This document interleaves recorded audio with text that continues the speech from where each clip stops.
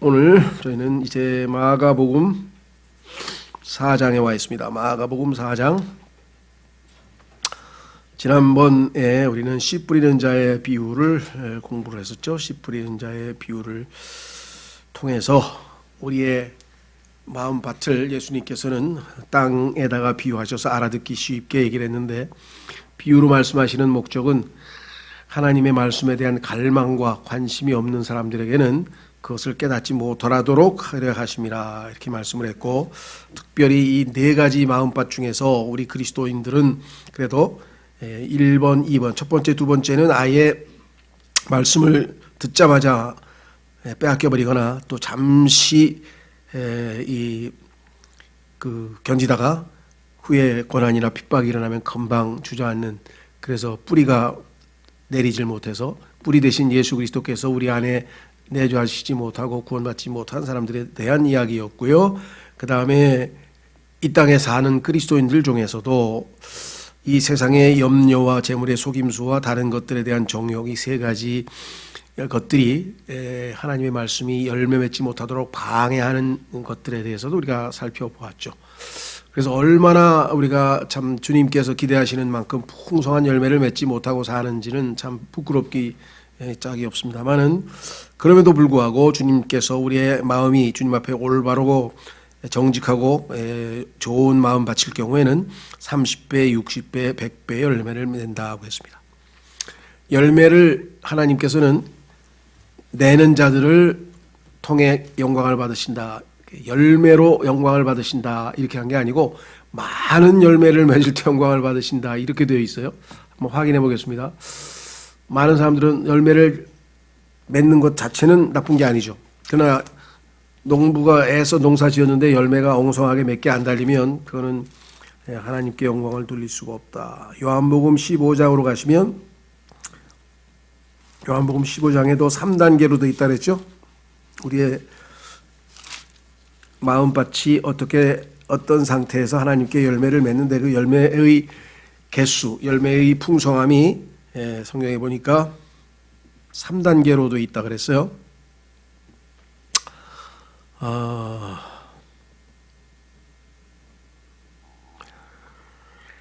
4절에 내 안에 거하라 나도 너희 안에 거하리라. 가지가 포도나무 안에 거하지 아니하면 스스로 열매를 맺을 수 없는 것 같이 너희도 내 안에 거하지 아니하면 더 이상 열매를 맺을 수 없느니라. 나는 포도나무여 너희는 가지니라. 사람이 내 안에 거하고 내가 그 안에 거하면 바로 그 사람은 많은 열매를 맺나니. 여기 지금 much fruit이라고 나와 있죠. 나 없이는 너희가 아무것도 할 수 없느니라. 사람이 내 안에 거하지 아니하면 그는 가지처럼 버려져서 시드나니 사람들이 그것을 모아 불 속에 던져 태우느니라. 너희가 내 안에 거하고 내 말들이 너희 안에 거하면 너희가 원하는 바를 구하라. 그러면 그것이 너희에게 이루어지리라. 너희가 열매를 많이 맺는 것, 여기도 많이라고 나와 있죠. much fruit이라고 하죠. 많이 맺는 것, 이것으로 내 아버지께서 영광을 받으시나니 이로써 너희가 내 제자가 되리라, 이렇게 되어 있어요. 자, 다시 마가복음 4장으로 오시면,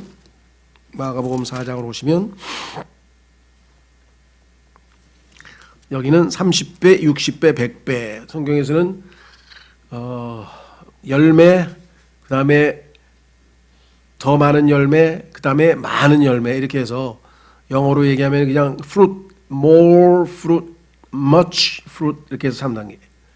그래서 하나님께서 우리의 영적 성장도 little children, 어린아이, 어린 자녀, 그 다음에 영맨, 청년, 그리고 아버지, 이렇게 3단계. 그래서 다양한 형태로 3단계로 하나님께서 우리의 영적 성장 단계를 성경에서 말씀하고 있다, 이렇게 여러 번 얘기를 했었고요. 자, 오늘은 21절부터 시작해서 25절까지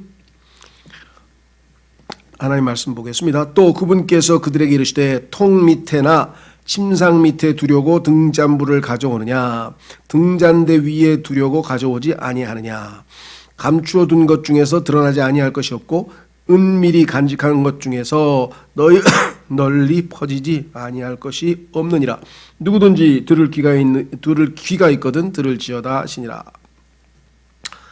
자, 이 통이라고 할 때는 이게 소위 말하면 곡식 담는 어떤 그릇입니다. 우리가 옛날에 쌀을 한 대, 두 대 할 때 돼 있죠? 쌀 담는 그런 나무 그릇. 예. 그래서 여기 나와 있는 그런 통 밑에나 통이 있으면은 그 통에다가 이 등잔을 갖다가 통으로 이렇게 덮어놓으면은 등잔의 존재 목적은 빛을 발해서 어둠을 몰아내고 우리가 눈으로 볼 수 있게끔 하는 건데, 빛을 제공하는 등잔의 기능을 망가뜨리는 거죠. 통으로 덮어버리면. 그 다음에 두 번째는 등잔불을 등잔 뒤에 두려고 가져오지 아니하느냐 그랬죠. 당연하죠. 등잔대 위에 올라가서 빛을 비추도록. 그런데 여기 또 한 가지 침상 밑이라 돼. 침상. 잠자는 침대가 있으면 그 침대 밑에다가 두면은 당연히 그 등잔으로서의 기능을 제대로 못하죠. 자, 여기 통이라고 하는 것은 우리가 잘 아는 것처럼 장사를 할 때 사용하는 그 곡식을 담는 그릇입니다. 그렇죠? 이 땅에서 우리도 이 장사라고 하는 것은 소위 먹고 사는 문제, 돈 이런 것과 연관돼 있었어요. 아까 우리가 살펴봤던 재물의 속임수하고 연관이 돼 있죠. 그 다음에 침상이라고 하는 것은 우리의 게으름이죠. 침상. 그래서 성경의 잠언에도 보면은 그 침상에서 머물러 있어서 부지런하지 못하고 게으름을 피우는 사람들에 대해서 경고의 말씀이 자주 나온다 이 말이죠. 그러니까 우리의 신앙생활이 먹고 사는 문제, 돈 문제에 얽혀 있어서 얼마나 많이 마음을 빼앗겨서 실제적으로 열매 맺는데 방해를 받는가. 두 번째는 우리의 삶이 부지런하지 못하고 열심을 내지 못하는 가운데 영적으로 아주 부실한 그런 삶을 사는가. 그래서 등잔은 등잔대 위에 있어야 됩니다. 성경에 보니까 등잔은 뭐라 그랬습니까? 요한계시록에 보니까 등잔대는 금 등잔대에는 7 교회라 그랬죠. 예. 그래서 이 교회가 그죠? 빛된 우리가, 빛 대신 예수님을 모시고 있는 우리가 교회 안에서 제대로 된 정상적인 교회 생활을 할 때, 정상적인 교회 생활을 할 때에 올바른 빛 가운데 빛을 발할 수 있는 역할을 갖게 된다라는 것이죠. 자, 한번 그러면 확인해 보겠습니다. 자, 성경에 보니까 요한복음 8장으로 가셔서 요한복음 8장, 오늘은 좀 성경 구절을 차근차근 좀 찾아보려고 하는데요. 요한복음 8장 12절 요한복음 8장 12절에 예수님께서 나는 세상의 빛이다 이렇게 말씀을 하셨습니다. 요한복음 8장 12절, 그때 예수님께서 다시 그들에게 말씀하여 이르시되 나는 세상의 빛이니 나를 따르는 자는 어둠 속에 다니지 아니하고 생명의 빛을 얻으리라 하시니라. 자, 그러니까 예수님께서 빛이시고 9장 5절에도 예수님이 빛이라고 말씀하셨네요. 9장 5절, 요한복음 9장 5절, 내가 세상에 있는 동안에는 세상의 빛이로다 하시니라. 자, 그런데 예수님께서 지금 세상에 계십니까? 안 계십니까? 성령으로 우리 안에 내주하고 계시죠. 그건 말고, 그러나 실제적으로 예수님께서는 승천하셨죠. 부활 승천하셔서 지금 세상에 안 계시죠. 그렇다면은 예수 그리스도를 대신해서 누군가가 이 땅에서 빛을 발할 거 아니에요. 성경에 따르면 태양이신 태양으로 예표되는 예수 그리스도께서 마치 달이 태양 빛을 받아서 반사하는 것처럼 이 땅에 예수 그리스도를 안에 모시고 있는 자들이 예수 그리스도의 역할을 해서 빛을 발하게 되는 것이죠. 그렇죠. 자, 그래서 우리 안에 계신 그리스도는 영광의 소망이라 이렇게 말했는데요. 마태복음 5장으로 가보시면, 마태복음 5장으로 가면 예수님께서 너희가 세상의 빛이라 그래요. 어떤 분은 조금 전에 예수님이 세상의 빛이라 그랬는데요. 그런데 예수님께서 뭐라고 말씀하셨어요? 아까 세상의 빛이시긴 한데 예수님께서 이 세상에 계시는 동안에는 너희가 예수님이 세상의 빛이지만 세상에 계시지 않고 예수님께서 가실 때에 어떻게 했어요? 우리를 빛의 자녀로 만드셨죠. 마태복음 5장 14절, 마태복음 5장 14절, 너희는 세상의 빛이니 산 위에 세운 도시가 숨겨지지 못하리라. 또 사람들이 등잔불을 켜서 통 밑에 두지 아니하고 등잔대 위에 두나니 그리하여 그것이 집안의 모든 사람에게 빛을 주느니라. 그래서 빛을 비추기 위해서, 여러분과 저의 삶은 빛을 비추기 위해서 존재한다. 자, 그래서 데살로니가 전서 5장 5절에서는 한번 확인해 보겠습니다. 우리를 뭐라 그러냐? 빛의 자녀라 그런다 이거예요. 왜? 예수님께서 우리 안에 들어오셔서 빛이 되셨기 때문에 우리는 더 이상 어둠의 자녀가 아니죠. 데살로니가 전서 5장 5절에 보시면 빛의 자녀라, 빛의 자녀. 우리가 참 어둠의 왕국에 있던 자들을 빛의 자녀로 만드셨죠. 데살로니가전서 5장 5절. 너희는 다 빛의 자녀요 낮의 자녀니라. 우리는 밤이나 어둠에 속하지 아니하니 그러면 우리는 다른 사람들처럼 잠자지 말고 오직 깨어 정신을 차리자. 이렇게 말씀하셨죠. 자, 그래서 빌립보서 2장 15절 오시면, 오늘은 좀 빛과 관련된 말씀도 좀 찾습니다. 빌립보서 2장 15절 오시면 다시 한번 강조되어 있어요. 그래서 우리가 어둠 가운데 거하면 안 돼요. 빌립보서 2장 15절,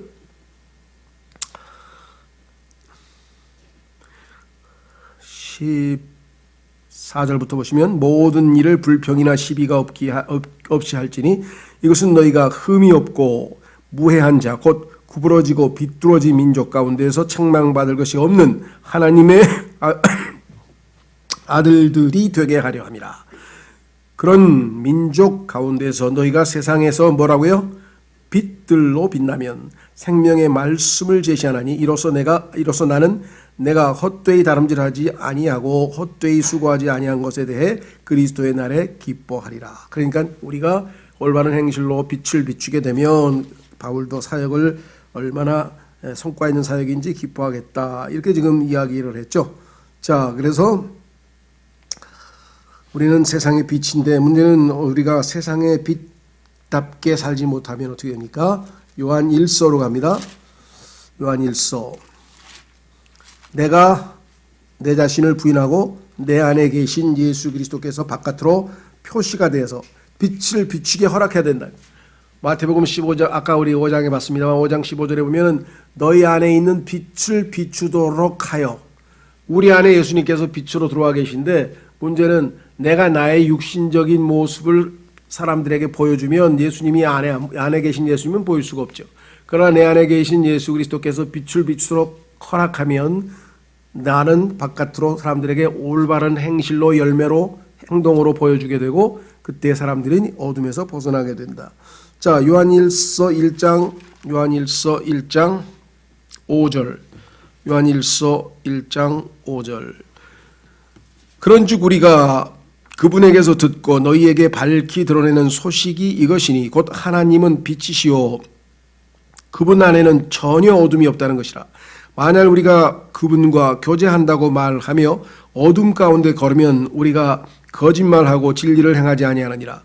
그러나 그분께서 빛 가운데 계신 것 같이 만일 우리가 빛 가운데 걸으면 우리가 서로 교제하고 또 그분의 아들 예수 그리스도의 피가 모든 죄에서 우리를 깨끗하게 하느니라. 자, 그래서 우리가 빛 가운데 걷지 못할 경우에는 예수 그리스도의 피로 우리를 깨끗하게 해서 다시 빛을 비춰야 되겠죠. 그래서 우리는 잠에서 깨어나서, 그렇죠. 아까 통 밑에다가 빛을 침상 밑에다 두면은 빛을 비추지 못하는 상황이죠. 그래서 잠에서 깨어라. 아까 침상과 잠이 연결이 되어 있죠. 자, 확인해 보겠습니다. 에베소서 2장으로 가시면, 에베소서 5장으로 가시면 우리 보고 잠에서 깨어나라. 잠에서 깨어나라. 영적인 잠에서 깨어나라. 지금 잠자는 자들은 침상 밑에다가 등잔을 갖다 놓은 것과 똑같다. 에베소서 5장 14절에 그러므로 그분께서 이르시기를 너 잠자는 자여 깨어서 죽은 자들로부터 일어나라. 그리스도께서 내게 빛을 주시리라 하시느니라. 그렇죠. 자, 그래서 우리가 빛 가운데 거할 때에만 주님을 사람들에게 표현하고 나타낼 수가 있다.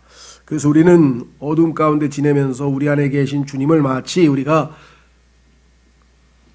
침상이나 그다음에 통 밑에다가 두는 어리석은 짓을 해서는 안 된다. 그래서 통은 우리의 생활에 써서 특별히 비즈니스, 장사, 뭐 사업 또는 돈, 먹고 사는 일 여기에 우리가 연루되다 보면은 빛 되신 예수님께서 표현되시기가 어렵고 또한 우리의 삶이 영적으로 게을러지고 느슨해지게 되면 침상 밑에다가 우리 자신을 놓는 것과 마찬가지라. 이렇게 얘기했죠. 자, 다시 마가복음 4장으로 돌아오셔서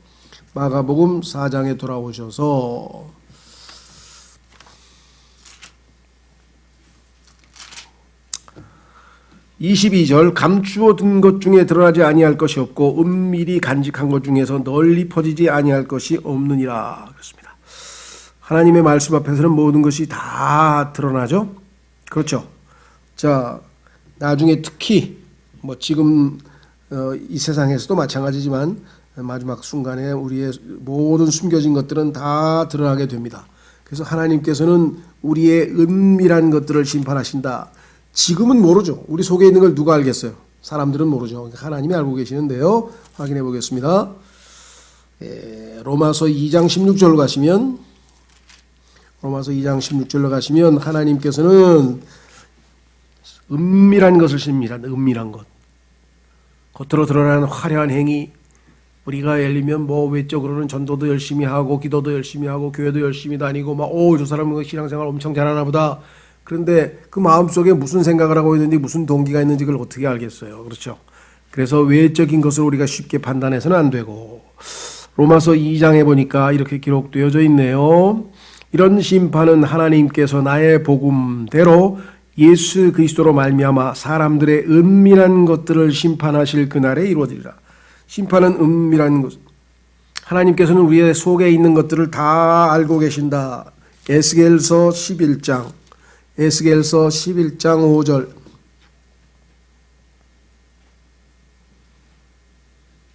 에스겔서 구약성경 에스겔서 11장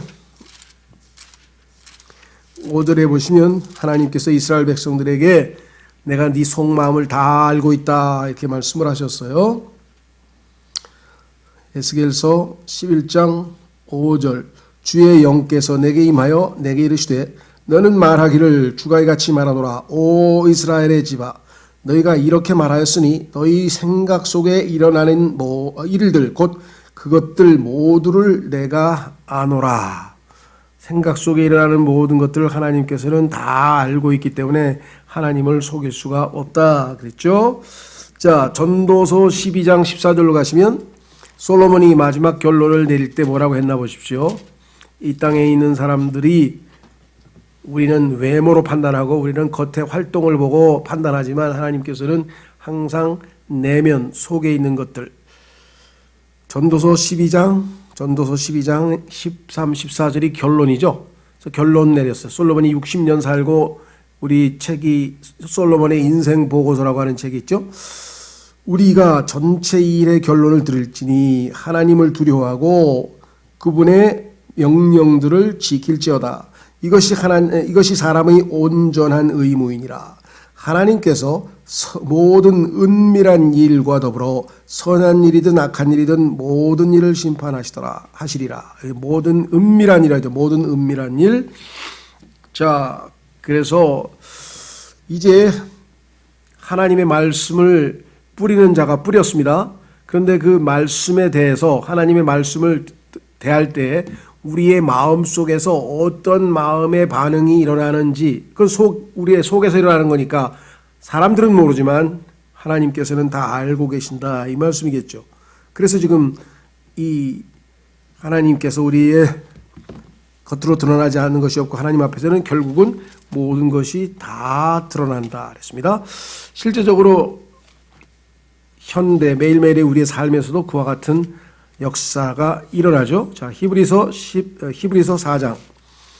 히브리서 4장으로 가시면 하나님의 말씀이 어떤 역할을 하는지 그게 나와 있습니다. 히브리서 4장.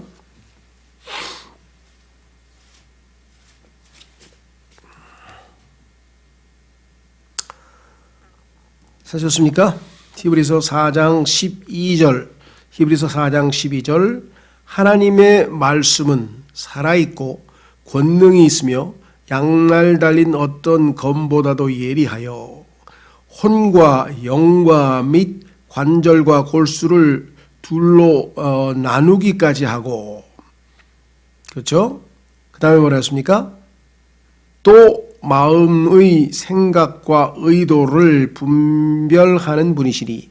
자, 여기서 마음의 생각과 의도를 분별하는 분이 누구냐? 하나님의 말씀이라고 되어 있어요. 12절에 주어가 의인화되어 있죠. 하나님의 말씀이 다 분별해서 13절 그분의 눈앞에서, 하나님의 말씀 앞에서, 그분의 눈앞에서 드러나지 아니하는 창조물이 하나도 없고 모든 것이 우리와 상관하시는 그분의 눈에 벌거벗은 채 드러나 있느니라. 사람들이 성경을 읽지 않으려고 하는 이유는 바로 이것입니다. 하나님의 말씀을 읽으면 자신의 모든 모습들이 다 성경에 나와 있어요. 그러니까 자신이 숨기고 싶은 것들도 성경에서 다 드러나서 자신을 가리울 수가 없기 때문에 숨을 수밖에 없는 것이 바로 하나님의 말씀의 역사입니다. 자, 그래서 이제 3절로 가겠습니다. 마가복음 4장 23절. 마가복음 4장 23절 말씀. 이렇게 말씀을 하셨네요. 누구든지 들을 귀가 있거든 들을지어다 하시니라. 앞에서 4장 9절에서도 한번 나와 있었죠. 또 그들에게 이르시되 들을 귀 있는 자는 들을지어다 하시니라. 이 표현이 성경에 자주 나오는데 그중에서 제일 많이 반복되는 것은 주님께서 부활 승천하신 다음에 이 땅에 있는 교회들, 지역 교회들이죠. 계시록 2장서부터 3장, 계시록 2장, 3장에 보면은 7 교회들에게 보내는 편지가 있는데 그 편지에 보면은 항상 들을 귀 있는 자들은 들을지어다. 하나님의 말씀을 듣고 그것을 깨달았다면, 들을 귀가 있게 되는 상태라고 한다면 어마어마하게 행복하고 복된 거죠. 그렇죠? 하나님의 말씀을 대할 때에 그것을 읽고 우리가 반응할 수 있고 기쁨을 누릴 수 있고 또는 찔림을 받아서 회개할 수 있고, 이건 보통 일이 아니에요. 그렇지 않은 사람들은 여기 나와 있는 것처럼 들을 귀가 없어 듣지를 못해요. 무슨 소리 하는지를 모르고 성경이 하는 말씀에 대해서 오늘날도 보면은 많은 그리스도인들 중에 성경을 읽고 잘 깨닫지 못하는 경우가 있게 되는 경우가 허다하죠. 자, 다시 돌아옵니다. 24절. 그래서 들을 귀 있는 자는 자기가 듣고 있는 것이 무엇인지를 잘 깨달을 수 있습니다. 24절. 또 그분께서 그들에게 이르시되 너희가 듣는 것에 주의하라. 너희가 무슨 척도로 재든지 그것대로 평가를 받으리니 듣는 너희가 더 많은 것을 받으리라. 자, 여기서 우리말 번역상 너희가 듣는 것에 주의하라, 이게 듣는 것, 이거 번역이 잘못된 건 아니고요. 맞습니다. 그런데 요건 뉘앙스가 뭐냐면은 너희가 듣는 것이 무엇인지 주의하라. 어떤 걸 듣는지. 듣기는 듣는데 여러분들 과거에 일반 교회 다니실 때 또 방송 설교나 뭐 이런 걸 보면은요, 하나님 말씀을 설교하는 것 같은데 설교라고 하는데 실제적으로 하나님의 말씀을 들려주는 게 아니라 거의 대부분 무슨 자기 예화나 아니면 자기 무슨 옛날 얘기나 아니면 그런 방식의 설교하는 사람이 있어요. 저도 뭐 그런 걸 많이 들으면서 야, 이걸 하나님 말씀을 선포하는 게 아니고 이게 뭐 하는 짓인가 싶을 정도인데요. 과거에도 어떤 설교를 들었더니 그 미국의 흑인 종교 지도자인 마틴 루터 킹이라는 사람이 아마 그날 무슨 죽은 날이었는지 어쨌는지 설교를 30분을 했는데 20분 동안 그 사람 얘기만 하다 끝나버렸어요. 하나님 말씀은 하나도 선포를 안 했대. 그러니까 지금 현재도 강대상에서 매주 하나님의 말씀이 선포되는데 과연 하나님의 말씀을 내가 듣고 있는 것이냐, 무엇을 듣는 거냐, 이게 어떤 목사의 사상을 듣는 거냐, 아니면 신학자의 어떤 이론을 듣는 거냐, 아니면 엉터리 해석, 거짓 대언자의 엉터리 해석을 듣는 거냐, 이것 우리가 얼마나 조심해야 됩니까? 하나님의 말씀을 선포하고 그 하나님의 말씀을 다른 말씀으로 비교해서 찾아서 비교해서 우리가 하나님의 말씀이 의미하는 바가 이것이구나 라고 하는 것이 말씀 선포의 핵심이 되어야 될 터인데 그렇지 못한 경우가 있죠. 그래서 여기 지금 무엇을 듣는지, 또 정말 하나님 말씀, 왜 씨 뿌리는 자는 지금 하나님의 말씀을 씨를 뿌려야 되는데 그게 아니고 무슨 아름다운 예화, 훌륭한 뭐 어떤 사람의 어떤 신앙생활을 아주 그냥 아름답게 했더라 뭐 이런 얘기를, 그 얘기가 다 틀렸다는 얘기가 아니라 내가 들어야 되는 것은 핵심은 하나님의 말씀이다. 그러니까 무엇을 듣는지 주의하라 이 말씀이겠죠. 그래서 성경에 보니까 전통, 하나님께서 너희가 전통들을 하나님 말씀인 것처럼 착각하고 있는데 조심하라 하고 7장 9절에 보면은 나오죠. 한번 보세요. 마가복음 넘기시면 7장, 마가복음 7장에 보면은요, 하나님 말씀을 전통으로 가려버리는 사람도 있어요. 9절. 또 그분께서 그들에게 이르시되 너희가 너희 전통을 지키려고 하나님의 명령을 철저히 잘 저버리는도다. 그렇죠? 13절도 마찬가지. 너희의 전통 곧 너희가 전해준 전통으로 하나님의 말씀을 뿌요가 되게 하며 또 그 같은 일들을 많이 행하느니라 하시니라. 이 당시 유대인들의 많은 종교 행위가요, 하나님의 말씀과 어긋나는 게 너무나 많았어요. 근데 오늘날도 마찬가지입니다. 뭐 제일 심한 게 로마 가톨릭 교회인데요. 제일 유명한 게 뭐냐면 침례죠, 침례. 자, 침례라고 하는 것은 성경에 보니까 성인, 다시 말해서 자기가 의사를 스스로 결정할 수 있는 어른이 예수 그리스도를 믿었다고 고백하고 자기가 이제 옛사람이 죽었으니까 나를 장사 지내달라. 그리고 물속에서 일어나면서 부활해서 나는 이제 옛사람이 아니고 새사람으로 거듭난 하나님의 자녀로 살겠다. 라는 사실을 세상 사람들에게 간증, 그래서 선한 양심의 고백이라고 베드로전서 3장에 나와 있는데, 스스로 결정도 할 수 없는 어린애를 물속에다 집어넣어가지고 부모가 대신 침례를 받아주고 언약 백성으로 삼겠다. 뜻은 뭐 의미를 부여하니까 그럴싸하지만 실제로는 하나님께서 그래서 침례를 받는 조건이 믿는 거예요. 로마서 8장 37절 확인해 보십시오. 로마서 8장 37절. 로마서 8장 37절에 이디오피아 네시가 나 침례받고 싶습니다 했을 때 빌립이 뭐라고 했나 보세요. 조건이 딱 하나밖에 없어요. 로마서 8장 37절 8장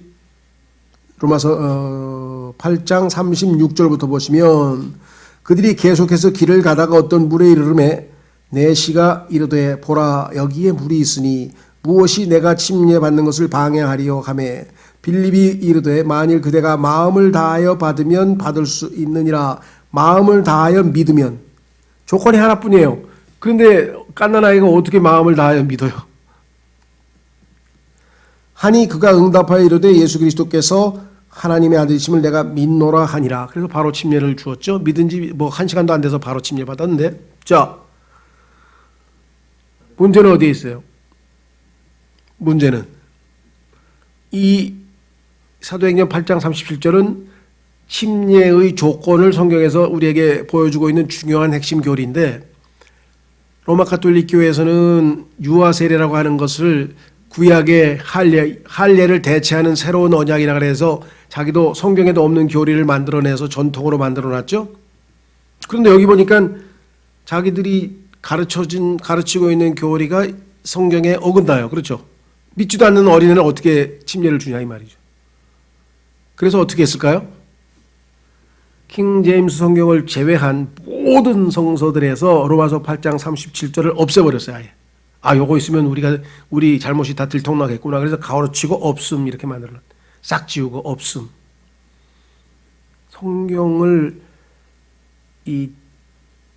부패시키고 없애고 고치고 한 사람들의 행위가 얼마나 가증스러운 일인가 보세요. 하나님의 말씀을 자기들의 전통 때문에 없앤다고 하는 지금 마가복음 7장 9절의 말씀이 실감이 나시죠? 예수님께서 왜 그런 말씀을 하셨는지. 로마서라 그랬나요? 어우, 잘못됐습니다. 예, 사도행전. 고쳐주셔야지. 제가 틀렸으면. 예, 사도행전 8장 37절. 죄송합니다. 사도행전 8장 37절. 그래서 그거를 아예 통째로 없애버렸어요. 자, 그런 것들도 한두 개가 아니에요. 막 셀 수도 없이 많아요. 그러니까 예수님께서 너희가 듣는 것, 무엇을 듣는지 유의해야 된다. 내가 지금 하나님의 말씀을 듣고 있는가? 저 목사가 자기가 배운 사상을 가르치고 있는 신학교 학생이가 아니면 가톨릭에서 말하는 전통을 듣고 있는 건가? 무엇을 듣는지, 이게 정말 하나님의 말씀인지 아닌지 이게 중요하고요. 자, 그 다음에 이제 두 번째 굉장히 중요한데, 너희가 무슨 척도를 해든지 그것대로 평가를 받으리니 듣는 너희가 더 많은 것을 받으리라. 1차적으로 이것은 하나님의 말씀에 대한 얘기죠. 하나님의 말씀을 듣는데, 그렇죠? 어떤 방식으로 들을 것인가라고 하는 것이겠죠. 자, 그래서 하나님의 말씀을 갈망하는 마음으로, 사모하는 마음으로, 그렇게 순수한 마음으로, 믿음으로 받아들이면 하나님께서 더 많은 것, 여기 나와 있죠. 더 많은 것을 받으리라. 그래서 성경 공부야말로, 그 다음에 영적인 일에서는 일반 세상에서 얘기하는 것보다 더 양극화 현상이 벌어집니다. 빈익빈 부익부라 그러죠. 지금 현재 뭐 자본주의 사회에서 그냥 부자는 자꾸 부자가 되고 못 사는 사람 자꾸 모자가 되고 그래서 아주 양극화 현상이 벌어지는데, 그런 것이 영적인 분야에서도 벌어지고 있는 것이에요. 하나님의 말씀을 사모하고 제대로 듣는데 제대로 반응하지 아니하면 아예 있는 것마저 다 빼앗긴다 그랬잖아요. 너는 하나님의 말씀을 가지고 있을 가치도 없는 것이겠죠. 그러나 하나님 말씀에 대한 간절한 마음과 사모하는 마음 있는 사람들에게는 더 많이 더 풍성하게 깨달을 수 있도록 하여 주시고, 그 결과 풍성한 열매를 맺는 삶이 되겠죠. 그렇죠? 예. 자, 뿐만 아니라 여기에서는 이제 문맥에서는 하나님의 말씀에 관한 것이죠. 예. 그러나 또 이것 응용해서 우리의 삶이 다른 사람들을 대할 때, 자, 내가 풍성하게, 예를 들어 다른 사람들에게 내가 아주 줄 때 많은 여유 있게 아주 넉넉하게 주면 나중에 하나님께서 그 사람에게 되돌려서 넉넉하게 훨씬 더 많이 되돌려 주시죠. 주라 그래야만 받으리라. 뭐 헌금 문제도 마찬가지입니다. 저희 그 고린도 후서의 9장에 보면은 하나님께서 아주 넉넉하게 많이 풍성하게 내는 사람들에 대해서 하나님께서 또 거기에 대한 보상을 합니다.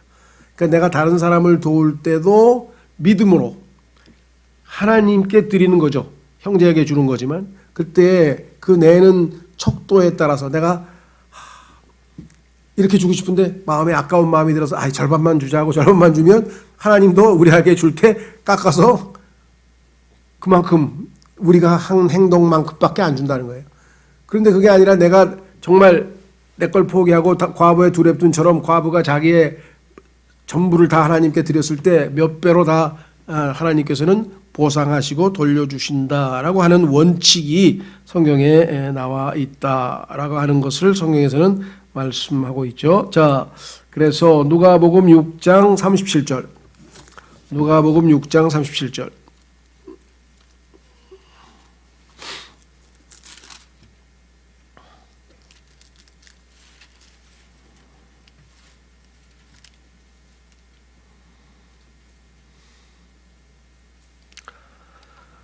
(34절부터) 보시면요, 누가복음 6장 34절부터 너희가 어떤 자들에게 받기를 바라며 빌려주면 무슨 감사를 받겠느냐.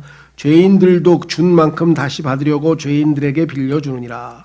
오직 너희는 너희 원수들을 사랑하고 선을 행하며 아무것도 바라지 말고 빌려주라. 그리하면 너희 보상이 클 것이요 또 너희가 가장 높으신 이의 아이들이 되리니 그분께서는 감사하지 아니하는 자와 악한 자에게 친절하시니라. 그러므로 너희 아버지께서 긍휼을 베푸시는 것 같이 너희도 긍휼을 베풀라. 넉넉하게. 37절. 너희가 판단하지 말라. 그리하면 너희가 판단을 받지 아니할 것이요 정죄하지 말라. 그리하면 너희가 정죄를 받지 아니할 것이요 용서하라. 그리하면 너희가 용서를 받을 것이요 주라. 그리하면 너희에게 줄 것이요 곧 후히 되어, 여기 나와 있어요. 후히 되어 누르고 함께 흔들고 넘치게 하여 사람들이 너희 품에 안겨주리라. 너희가 잴 때 쓰는 바로 그 척도로, 이게 오늘 마가복음의 내용이죠.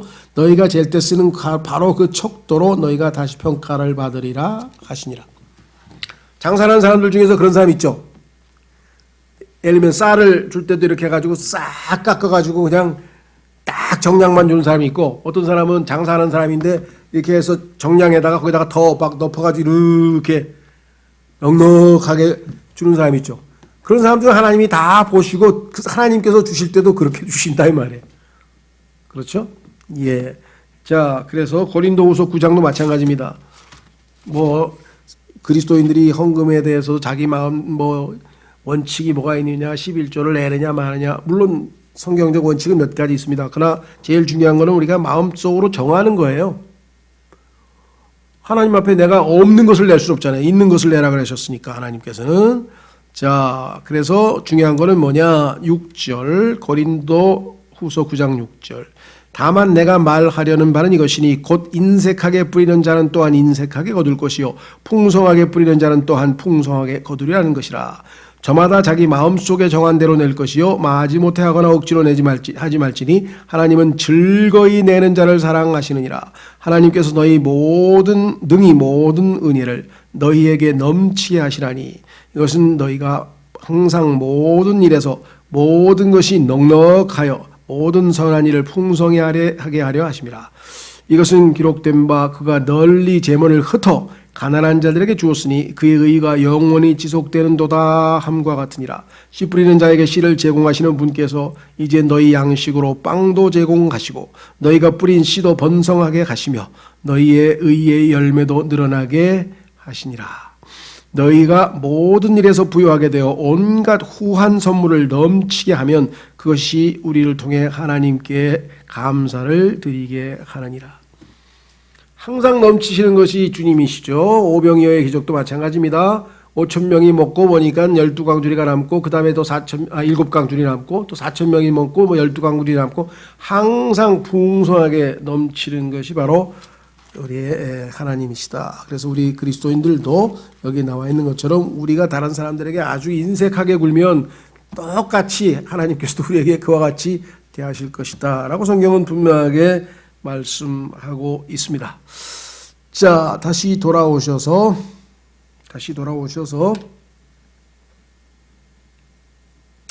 25절 있는 자는 받을 것이요 하나님의 말씀을 간직하고 잘 소중하게 여기고 그런 사람들은 더 받는 거죠.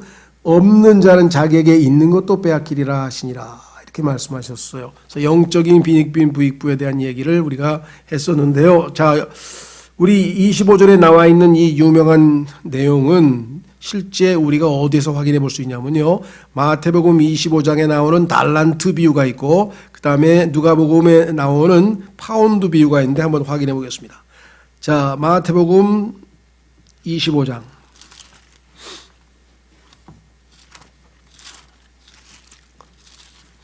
마태복음 25장으로 가보시면요. 25장 14절. 마태복음 25장 14절서부터 30절인데요. 시간이 없으니까 우리가 다 읽지는 않겠습니다. 여기 보시면 25장 14절에 보시면 하늘의 왕국에 대한 거죠. 자, 비유를 합니다. 하늘의 왕국은 마치 먼 나라로 여행하면서 자기 종들을 불러 그들에게 자기 재산을 맡긴 어떤 사람과 같으니라. 그가 하나에게는 5달란트를 다른 하나에게는 2달란트를 다른 하나에게는 1달란트를 주되 각 사람에게 그의 개별적인 능력에 따라 주고 즉시 여행길을 떠나니라. 그래서 16절에 보니까 5달란트 받은 사람은 그냥 5달란트 벌었고 17절에 2달란트 한 사람은 2달란트. 근데 문제는 18절에 나와 있죠. 1달란트를 받은 자는 가서 땅을 파고 자기 주인의 돈을 감추었더라. 그래서 결국은 이 사람에게 나중에 돌아와서 다른 사람들은 다 풍성하게 일을 맡기셨는데 이 사람은 뭐라고 얘기를 하는 거 아니?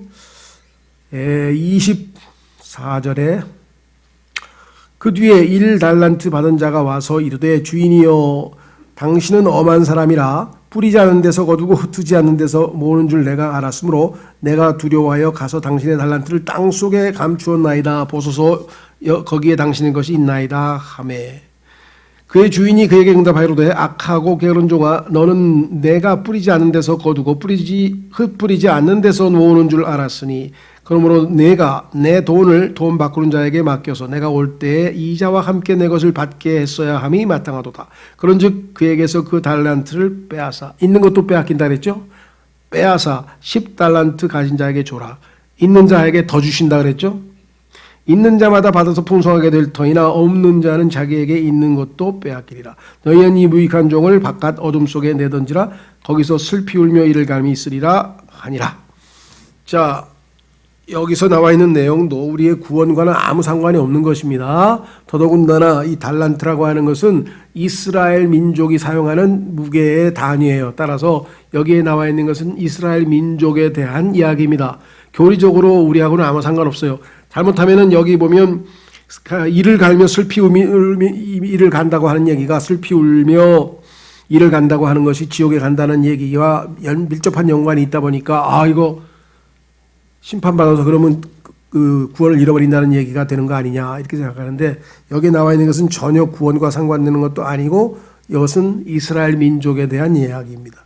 그렇다면 똑같은 버전인데 똑같은 내용인데 누가복음 19장으로 가면은 얘기가 조금 달라져요. 누가복음 19장에 가면은 이방인들, 즉 우리 그리스도인들에게 적용이 가능한 내용이 나와 있습니다. 자, 누가복음 19장에 가면은 어떻게 되어 있는가 한번 보겠습니다.